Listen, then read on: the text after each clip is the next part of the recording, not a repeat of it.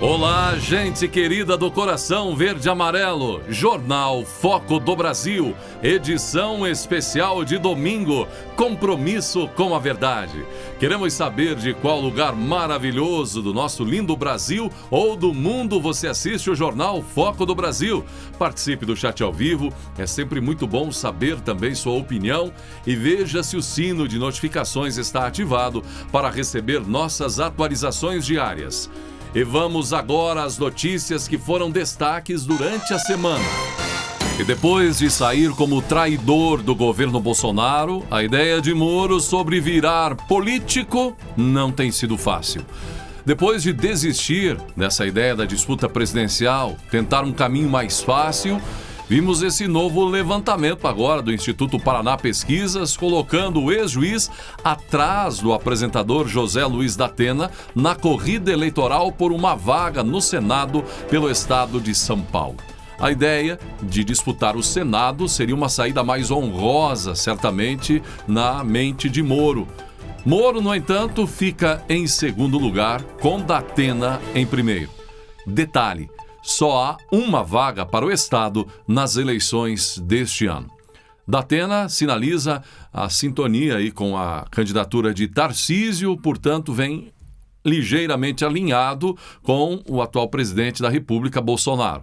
O partido de Moro, por sua vez, pretende lançar o ex-juiz como deputado federal, o que até o momento não agrada a Moro, que já admite a possibilidade de não ser candidato a nada em 2022. É aguardar para ver. E Bolsonaro mandou um recado para o ator norte-americano Leonardo DiCaprio, gente. Você viu aí a repercussão? Fecha a boca, DiCaprio, disse o presidente Bolsonaro.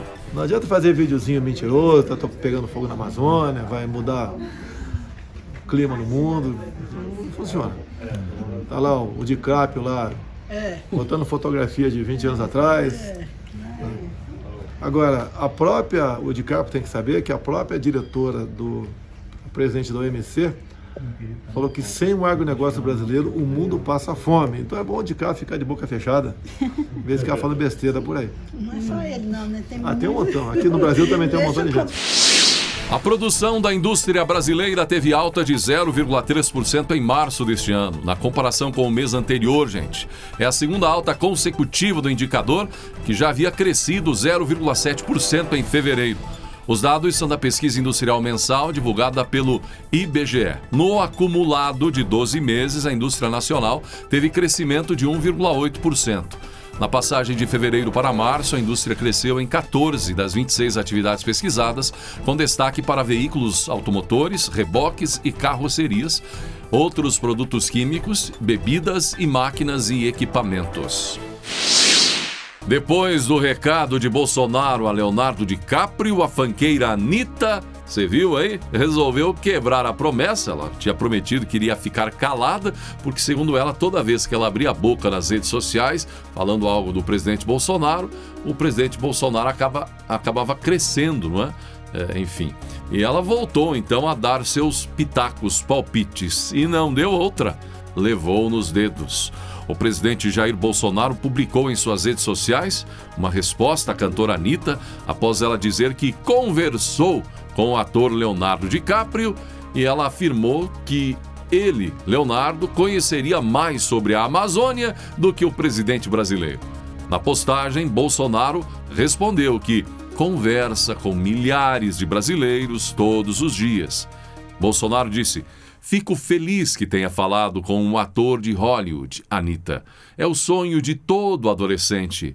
Eu converso com milhares de brasileiros todos os dias. Não são famosos, mas são a bússola para nossas decisões, pois ninguém defende e sabe mais sobre o Brasil do que seu próprio povo.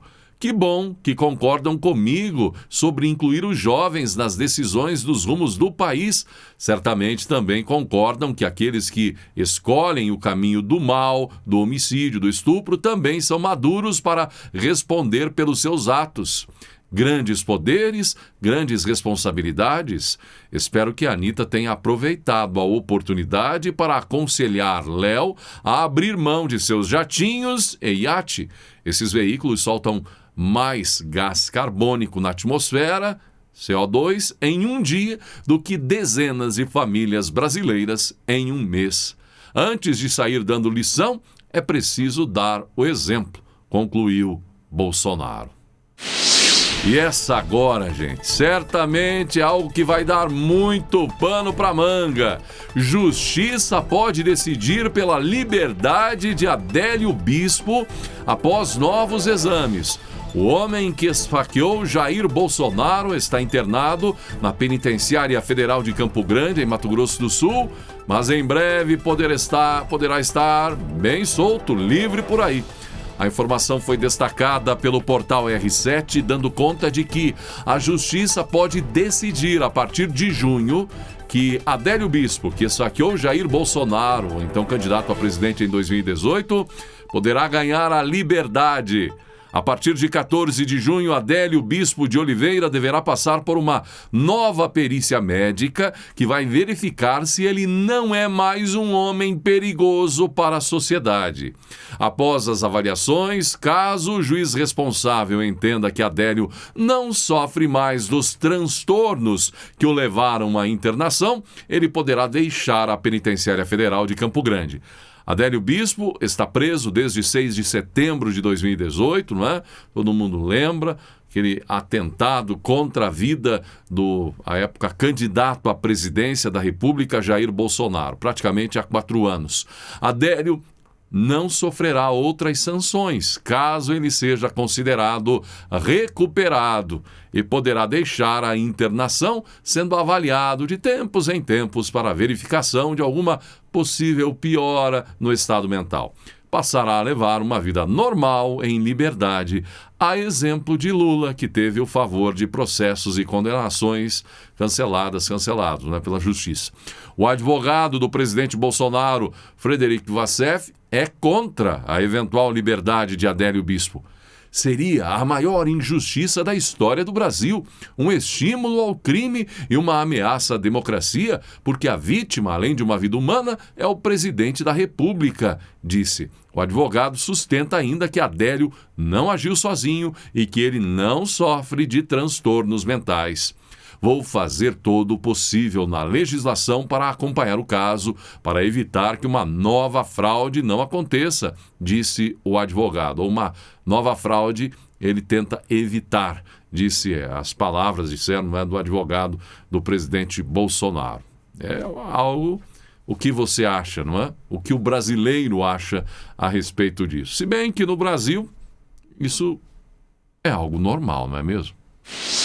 Em audiência com o presidente da Assembleia da República de Portugal, Augusto Santos Silva, o presidente da Câmara dos Deputados, Arthur Lira, voltou a defender o debate sobre a adoção do semipresidencialismo no Brasil. Lira pediu o apoio de Santos Silva para que representantes de Portugal, país que adota o sistema político semelhante, ajudem com o debate no Brasil. No semipresidencialismo português, o presidente é eleito pelo voto popular e representa o Estado. Há ainda a figura do primeiro-ministro, líder do partido mais votado em cada eleição, para o legislativo, que é nomeado pelo presidente da República. A Câmara dos Deputados instituiu um grupo de trabalho que está debruçado na proposta que, se for aprovada, teria vigência apenas em 2030. Vamos precisar fazer essa discussão da mudança do sistema no Brasil. É um tema polêmico porque todos os candidatos de agora enxergam uma perda de poder.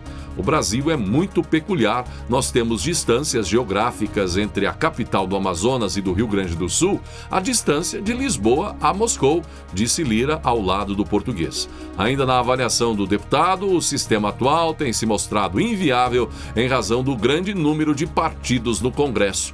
E acrescentou que o modelo brasileiro exige a coalizão entre o Legislativo e o Executivo. Temos 23 partidos orientando na Câmara. Para eu fazer uma simples votação de destaque, eu levo 30 minutos só para que os partidos orientem. Nessa adequação, o parlamento é levado a fazer um governo de coalizão, justificou Arthur Lira. Ainda nas críticas ao presidencialismo brasileiro, o deputado ressaltou que o cumprimento de promessas de campanha fica refém de uma coalizão, não é? Entre os partidos. Quando isso acontece, ele disse que os governos são acusados de praticar o toma lá da cá. Por outro lado, observou, quando isso não ocorre, começam as acusações de incompetência e falta de governabilidade. Lira tem defendido insistentemente a ideia. E você, brasileiro, concorda com Lira? O presidente Jair Bolsonaro vetou o projeto de lei que instituiria a Política Nacional Aldir Blanc de Fomento à Cultura. Você viu a repercussão desse veto? Aprovada em março pelo Legislativo, a lei previa repasses anuais de 3 bilhões de reais da União a estados e municípios para ações do setor.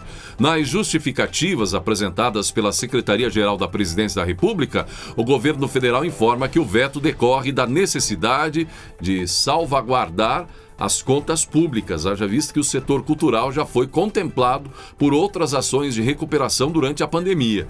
Além disso, acrescenta a Secretaria-Geral, a proposição não cumpriria o teto de gastos nem o resultado primário, uma vez que não haveria espaço fiscal para novos aportes de recursos da União para os estados, o Distrito Federal e os municípios. É importante salientar que foram expressivos os repasses da União para os entes federativos em decorrência do enfrentamento à pandemia da Covid-19, de maneira que o país encontra-se em situação fiscal delicada, na qual não há espaço para novas transferências financeiras da União, acrescentou a Secretaria-Geral. Estaria o Papa Francisco na reta final do seu papado, ou em outras palavras, em meio ainda aos reflexos de uma pandemia histórica, guerra que assombra o mundo, além de vivermos um período conturbado onde valores e princípios estão sendo colocados à prova, ainda assistiríamos agora a outro fato complexo, ou talvez em breve, com a eleição de um novo Papa? A especulação se dá por conta da saúde do Papa Francisco. O Papa Francisco usou cadeira de rodas em público agora, pela primeira vez desde que uma nova crise de dor no joelho limitou sua capacidade de andar. Em uma audiência com um grupo de freiras na Sala de Audiências Gerais do Vaticano, Francisco foi levado para seu assento no palco. Um assessor, então, o ajudou a sair da cadeira de rodas e a se assentar. O Papa, de 85 anos, teve que cancelar ou reduzir as atividades várias vezes já no mês passado, inclusive por causa da dor no joelho direito. Até aqui ele conseguia caminhar por cerca de 10 metros da entrada lateral do palco até seu assento no centro, embora com a ajuda de assessores. Várias vezes durante o período da Páscoa, no mês passado, o Papa Francisco participou, mas não presidiu as missas na Basílica de São Pedro. Em cada ocasião, ele delegou a um arcebispo ou cardeal a missão de rezar a missa enquanto ficava sentado. Ele também leu a homilia sentado. O pontífice afirmou que os médicos lhe disseram que darão uma injeção para ajudar no movimento de suas articulações. Não está claro se essa terapia já começou. De toda forma, a comunidade católica está preocupada e, claro, que não tanto quanto no passado, mas uma eventual escolha de um novo Papa traria grandes especulações mundo afora, ainda mais com guerra importante em curso e ainda em tempos de pandemia. Agora, gente, vimos que com o aumento dos combustíveis, estados brasileiros estão deitando e rolando em dinheiro com a arrecadação recorde graças ao imposto estadual ICMS, alíquota que vai de 25% até 31%, dependendo do estado. Sabemos que o presidente Bolsonaro tem uma briga para tentar tornar esse imposto justo, essa questão justa do ICMS nos combustíveis, já que é ele o principal vilão no encarecimento do preço da gasolina, por exemplo, lá na bomba ao consumidor final. Mas os governadores não querem nada disso. Agora, nos próximos dias, haverá um novo capítulo na batalha entre o presidente Bolsonaro e os governadores em torno do preço dos combustíveis. É que a AGU, a Advocacia Geral da União, deve entrar na corte com ação para questionar a cobrança de ICMS da gasolina, etanol e óleo diesel. Para o governo federal, os estados estariam descumprindo lei aprovada pelo Congresso Nacional neste ano, que altera o cálculo de cobrança do tributo. O questionamento é que os estados, na avaliação do Palácio do Planalto, estariam usando o pico do valor do combustível nos últimos 5 anos, o que eleva o preço dos combustíveis. A lei aprovada no Congresso, no entanto, determina que os estados deverão regulamentar a criação de uma alíquota única de ICMS sobre os combustíveis no âmbito do Conselho Nacional de Política Fazendária, CONFAS. Além disso, o texto prevê a mudança no modelo da alíquota de um percentual sobre o valor para um valor fixo sobre o litro. Como regra de transição, deveria ser feita uma média dos últimos 60 meses de cobrança do ICMS. Mas o CONFAS estabeleceu como alíquota única o valor de R$ 1,006 e que cada estado pode conceder um benefício fiscal para reduzir a cobrança. O problema é que esse valor aí acima de R$ 1 é o patamar mais elevado do tributo. O presidente Jair Bolsonaro visitou a Guiana. Acompanhando Bolsonaro, o ministro de Minas e Energia, Bento Albuquerque, o presidente da Petrobras, José Mauro Ferreira Coelho, e o governador de Roraima, Antônio Denário. A viagem à Guiana teve como objetivo discutir com representantes da Guiana a participação da Petrobras na exploração de petróleo e gás na região. Guiana e também Suriname descobriram reservas de gás e petróleo equivalentes a 40% das atuais reservas brasileiras. Estamos indo para lá com a Petrobras para ela participar desse mercado. Teoricamente, a Petrobras poderá aumentar sua área de atuação no Brasil em 40%, disse o presidente Bolsonaro ainda antes da viagem. Segundo o Ministério das Relações Exteriores, durante os encontros, os presidentes discutiram temas prioritários da agenda bilateral, como comércio e investimentos, infraestrutura, energia e cooperação em defesa e segurança, além de questões das pautas regional e mundial. A viagem do presidente à Guiana deveria ter ocorrido em janeiro, mas foi cancelada por conta da morte da mãe do presidente Bolsonaro, Dona Olinda. Na capital, Bolsonaro se encontrou com o presidente da Guiana para discutir cooperação no setor de petróleo, participou de cerimônia de troca de atos internacionais e um almoço em homenagem ao presidente brasileiro que foi oferecido pelo presidente do país. Foi uma reunião bastante produtiva. O meu estilo com o presidente da Guiana são muito parecidos. Nós queremos objetividade. Criar logo grupos de trabalho e as soluções começarem a aparecer. A Guiana, nossa vizinha, diretamente com o estado de Roraima, o que muito nos interessa, para darmos realmente o pontapé inicial. São os acordos de infraestrutura, para isso trouxemos nosso ministro dessa pasta, bem como o nosso governador de Roraima. Na questão de óleo e gás, temos uma gigante brasileira chamada Petrobras, que cada vez mais se torna uma realidade para cooperar com a Guiana. Trouxemos para tal o nosso ministro das Minas e Energia, que debateu o assunto com muita profundidade. Na questão da agricultura, fomos até além. Na reunião reservada, falamos que o Brasil, em poucos anos, se tornará mais que autossuficiente. Passará a exportar trigo para o mundo, inclusive com cultivo aqui no estado vizinho de Roraima, que é um caso que salta aos olhos, tendo em vista o clima. Mas a tecnologia desenvolvida pela nossa Embrapa já é uma realidade aqui no estado vizinho. E ultimamos também que empresários brasileiros estão interessados em investir na Guiana. Isso, obviamente, após a nossa visita, será potencializado. Então, a nossa passagem por aqui foi muito gratificante para os dois países e para os nossos povos. A Guiana tem um grande futuro pela frente, em especial pelo seu potencial de óleo e gás, bem como da maneira como o seu governo se relaciona com o nosso Brasil. Somos parceiros, tenho certeza que brevemente frutos serão colhidos dessa nossa passagem por aqui. Prezado presidente Ali, muito obrigado pela oportunidade e fiquei muito honrado em ser chamado por amigo. A recíproca é verdadeira. O presidente Jair Bolsonaro desembarcou em Chapecó, Santa Catarina, na manhã deste último sábado, dia 7, onde rapidamente cumprimentou apoiadores e de lá seguiu viagem em um helicóptero da Força Aérea Brasileira até Santa Rosa, no Rio Grande do Sul. Em Santa Rosa, o presidente Bolsonaro participou de uma motociata bem animada pela cidade do noroeste do estado, chegando então ao Parque de Exposições da cidade, onde participou do ato de encerramento nacional da colheita da soja. No evento, o presidente também participou do ciclo de palestras da Comissão de Agricultura do Senado Federal, com temas relacionados aos impactos da estiagem e os prejuízos causados aos produtores rurais do Rio Grande do Sul.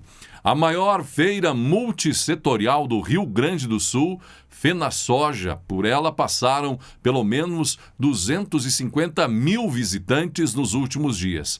A feira é palco para a indústria, comércio, pecuária e fomento à agricultura familiar, além do turismo, gastronomia e entretenimento, e contou então com a visita do presidente da República. Vocês sabem que não é fácil ser presidente, mas entendo que essa é uma missão de Deus. Devo a Ele a minha vida e as mãos de 58 milhões de brasileiros a missão de estar à frente do Executivo Federal. Hoje podemos dizer que temos um presidente e um governo que acredita em Deus,